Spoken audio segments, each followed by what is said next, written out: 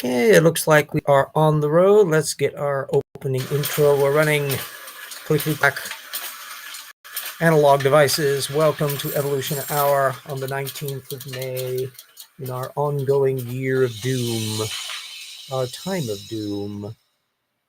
There we go. Troubles in Paradise, methodology of creationism, there for all to see. I'm a tad late getting started today because, as usual, I am diving into the little weeds of things. I was just editing one of Jackson's upcoming videos, and so I was having to incorporate all that little information into the field, including some stuff that I think is going to be ending in Volume 2. The rocks were there in regards to the cryogenian period and all that kind of neat stuff. Plus, I've been doing material on the cosmology chapter to Genesis, boom, boom, which is about how there's a little bit more universe, and so it's all about baryogenesis. There's a whole bunch of little fun and games. Leptogenesis, it turns out, has a non-cosmological meaning. There's the lesser genesis of the Book of something or other in Book of Jubilee, I guess, that figures in the Ethiopian Orthodox Church, having nothing whatsoever to do with physics. Anyway, so I was busy on that little front, so I'm terribly sorry getting off a little bit late. We have a nice little additional section then on the ongoing analysis of Sarfati and Tay, where they're going into about the dinosaur fossils. And then part 2 will be a thing from Brian Thomas on fish jaws that he probably should have avoided diving into. Quite recent stuff, in fact. So first off, the Sarfati and Tay material. There's the two medicine formation in Montana that Sarfati and Tay insist have 10,000 duck-billed dinosaurs in their fossil recognition, and cites a 1993 paper by Verricchio and Horner, which I can't find any spots where they're claiming there are 10,000 in there. In fact, it looks like way smaller number. And it's also, the paper has a very specific mix where they're talking about jumbles of our disarticulated bones and all the rest. And in fact, specifically indicating that a flood thing is really not quite what's going on in here. That a catastrophic flood deposit would be bringing lots of different species together. And the very fact that it's so specialized suggested a different model, that there was drought-related watering hole mortality, where critters are just dying of starvation, and they tend to be herds of the same kind of creatures. It happens that in a paper that is not getting cited by Sarfati and Tay, Falcon Line 2003, that I'll also be putting the links up for, they found corroboration of the occasional draughts as indicated by plant fossils from the period. So, la-di-da. Subsequent paleontology in the formation, again, none of which have been cited by Sarfati and Tay, haven't really changed that dynamic. And so I'll be putting a link up as well to a paper from 2021 by Holland et al. On some more fossil jumbles from another area. All of this is where I think Sarfati and Tay are kind of assuming that they can just drop a source citation. They, in fact, had alluded to some of this stuff earlier in the book on this same matter, but doesn't get any better later on. The part 2 from Brian Thomas is a 2024 article from ICR on the jaw-dropping design of the Hawaiian state fish. And it's really an interesting example of the selective quotation that Thomas is prone to, and an awful lot of creationists are prone to. Starting with 2004 paper from Westneat, and a later one from 2016 by McCord in Westneat. You will be able to compare the quotation mongering that Thomas is doing with what's going on in the technical papers. Because any detailed genetic and phylogenetic work on the Ballistidae family is missing from Thomas's scope. There are about 40 species. Are they all the same Barraman? Nope, because you would have to be dealing with an awful lot. From the same McCord team, and in that same year, there's another paper which uses bone morphological protein 4, BMP4, which is one of the little favorites that pops up in my various books. That's one of the little underlying genetic components of an awful lot of biological systems. Certainly, it's involving our jaw along with Sonic Hedgehog and all the rest. And then there's one other further paper that Thomas has dropped that's on a general technical work on the force distribution of their jaws from Burgess 2021, which I include because Burgess is an ID groupie.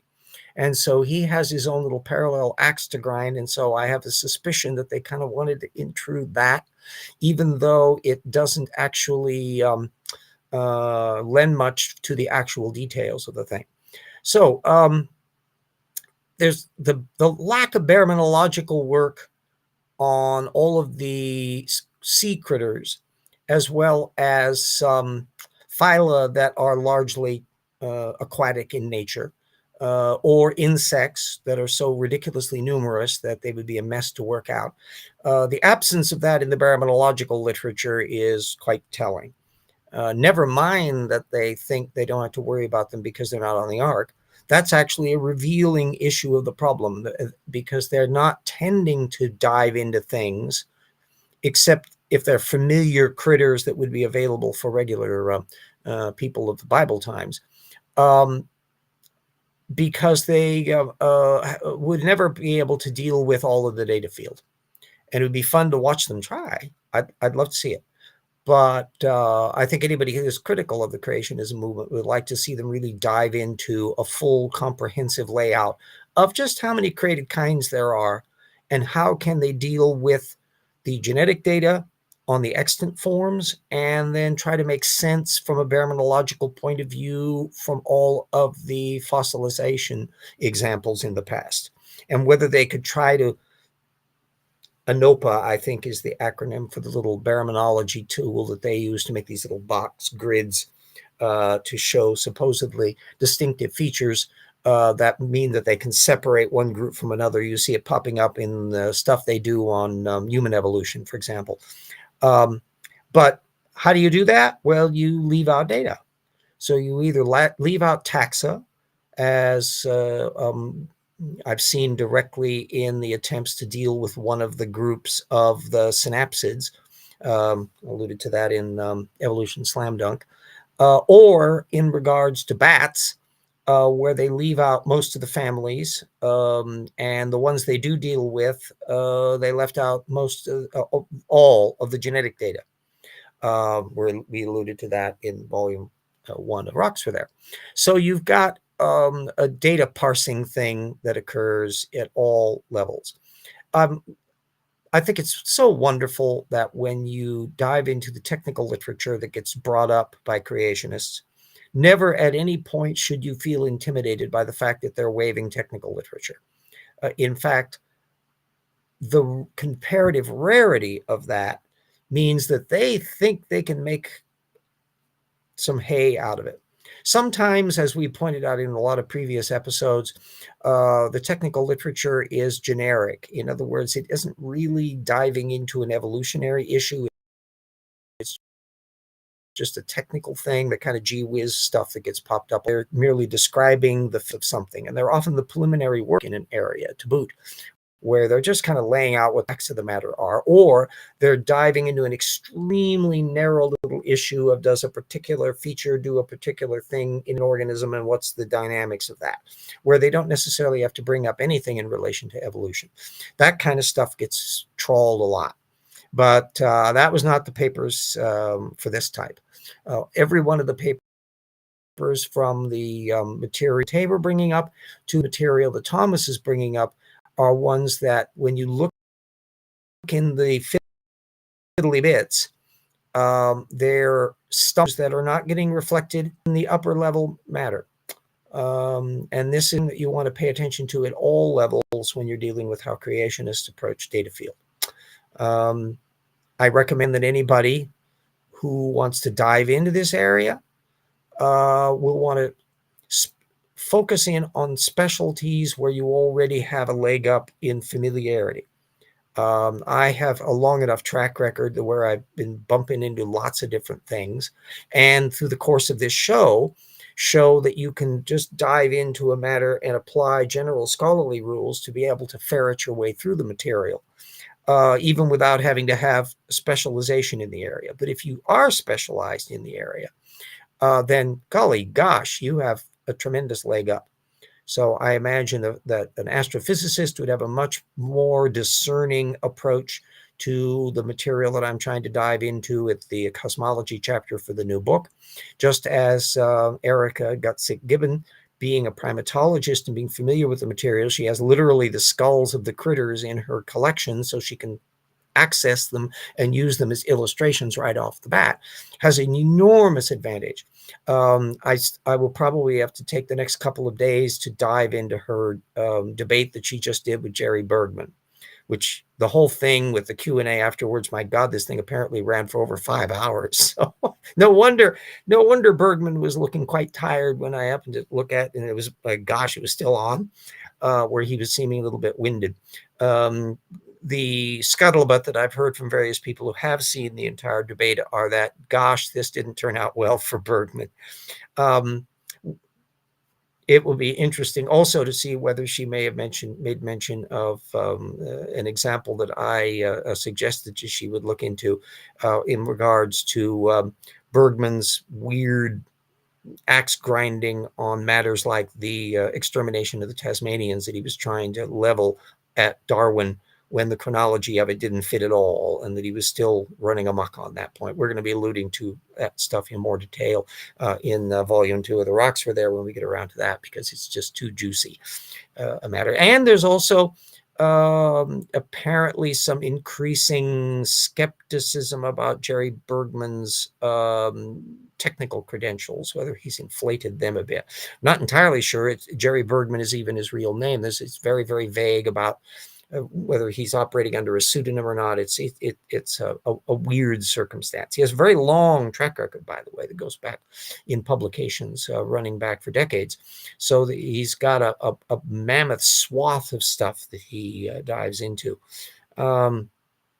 which is an advantage when you are trying to make sense out of somebody if they've got a longer track record. The hardest people I've found to get a grip on in any issue where you want to put some criticism of them is if you don't have many examples to play off of. If you have an isolated instance of where they spew on for a half an hour on a video and that's it, and they don't necessarily bump into peripheral issues that you can really deal with, that's another matter.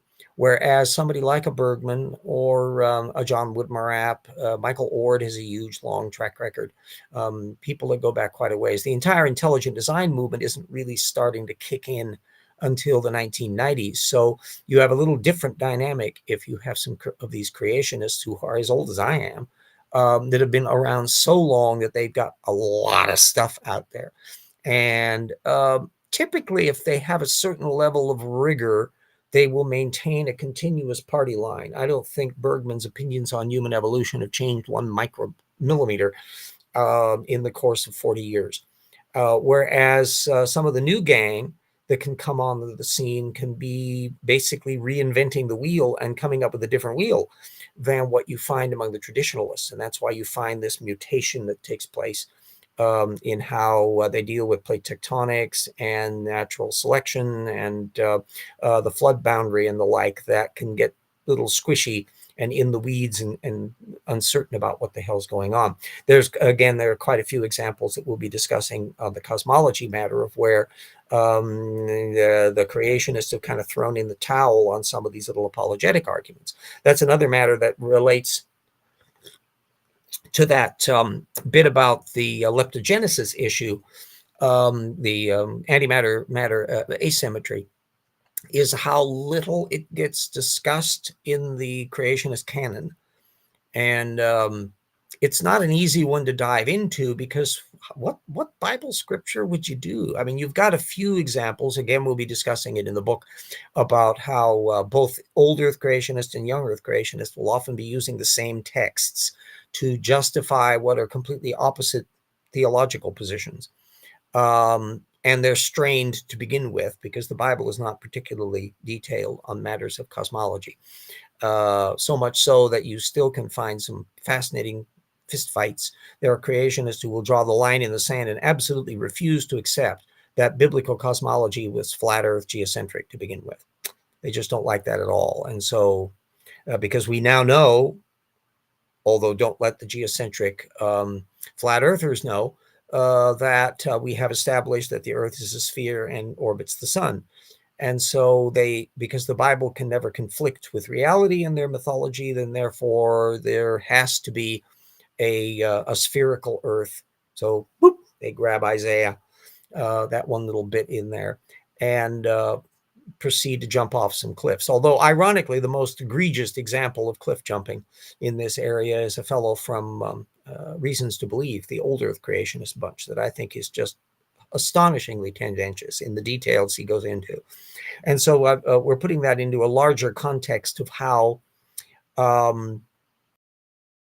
it's probably a bad idea for veer into this area. And an awful lot of people who have great religious faith and there are astrophysicists and the like tend to avoid bumping into this topic, I think in part precisely because they want to avoid trying to grapple with the disconnect between their technical work and the vagueness of the Bible on this point. So anyway, that kind of gets up to speed on that. I don't see anybody yet in the chat overlays, perhaps because we came in a little bit late. People will catch up as we go. So let me go ahead and thank our people for supporting at the Patreon level.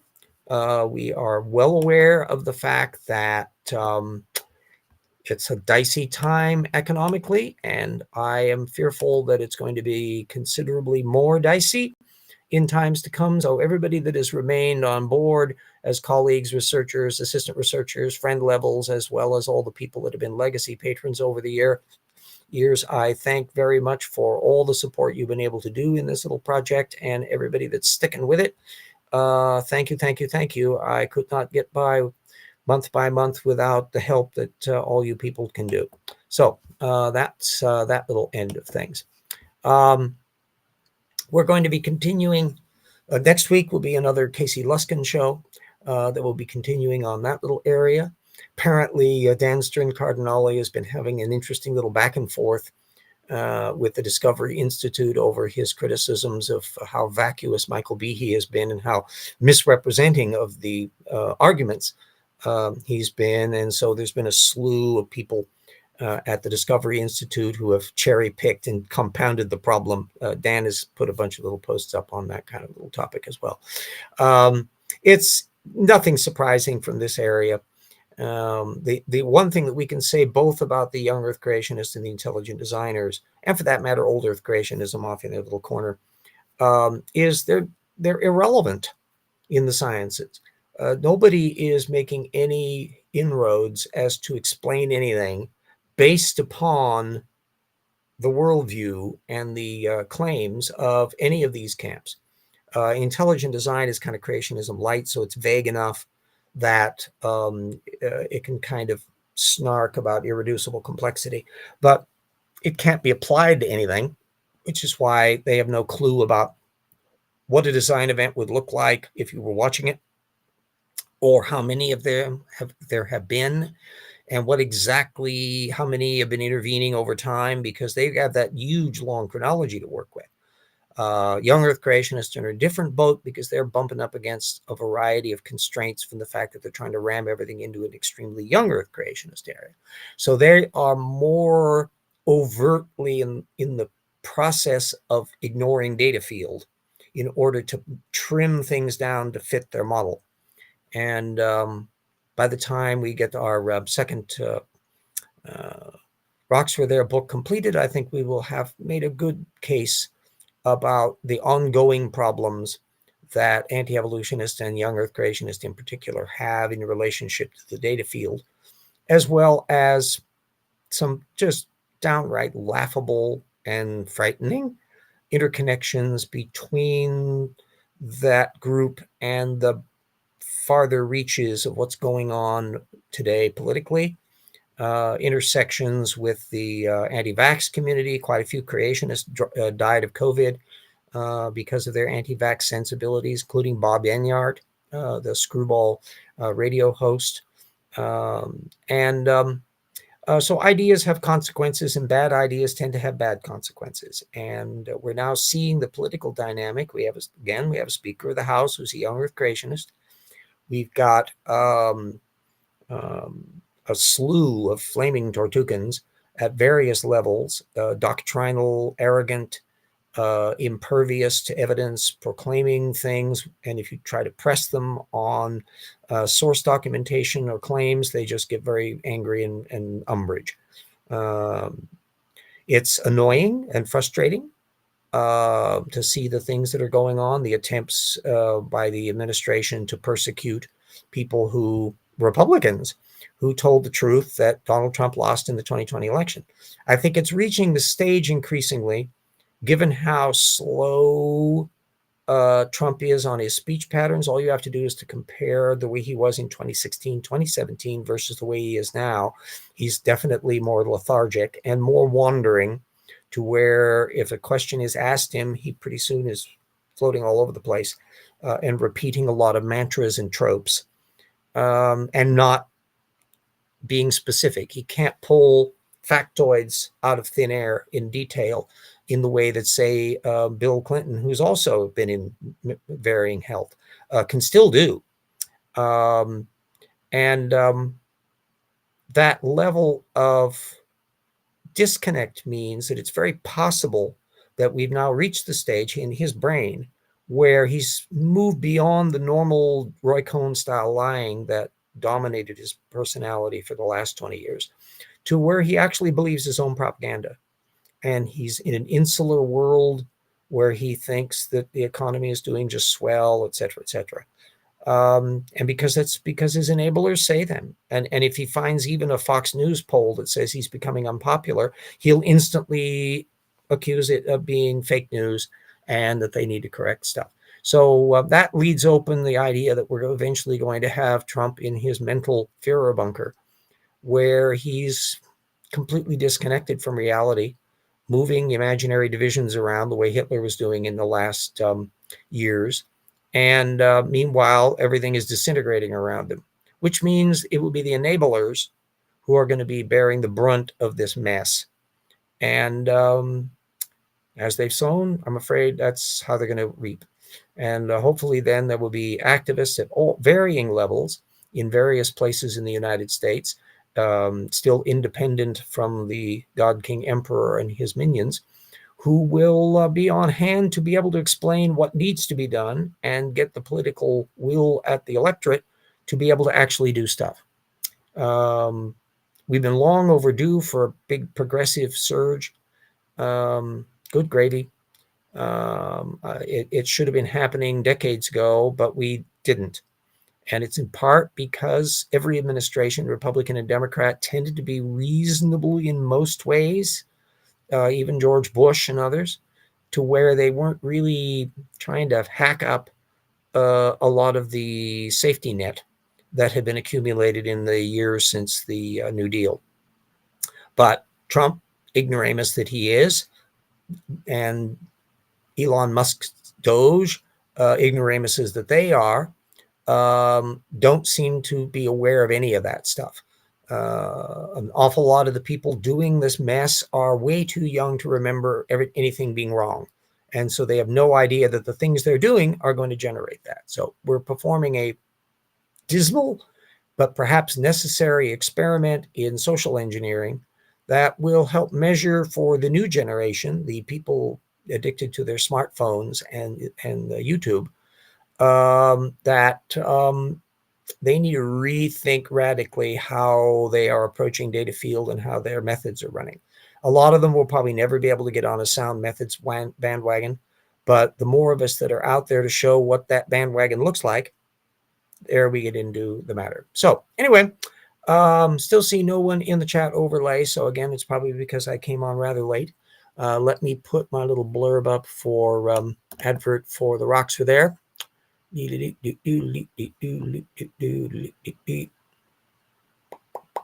And getting my little Wizzy Wonks sharing windows open. Voila. And away we go.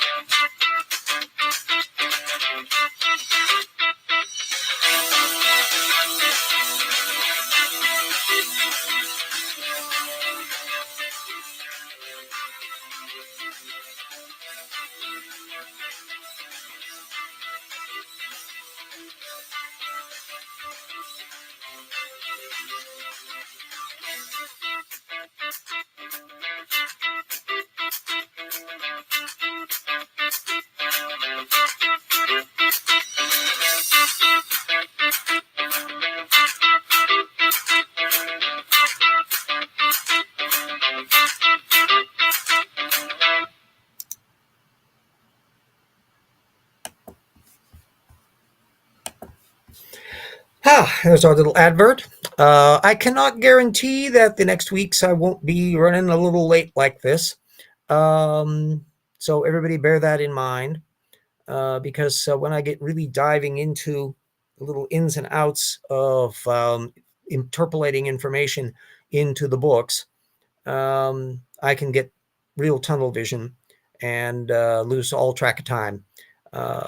This was a particularly interesting little example that I wanted to get all under my belt because I had a bunch of things to stick into the. I'm the one that keeps track of all the master index and the bibliography and all that to make sure all of that piece is put together. So one thing leads to another, but it is an interesting bit. We're coming up with a really nice array of stuff. I'm hoping to pull out the best of my ability to explain things so that the abstruse issues of cosmology will be clear enough to the layman.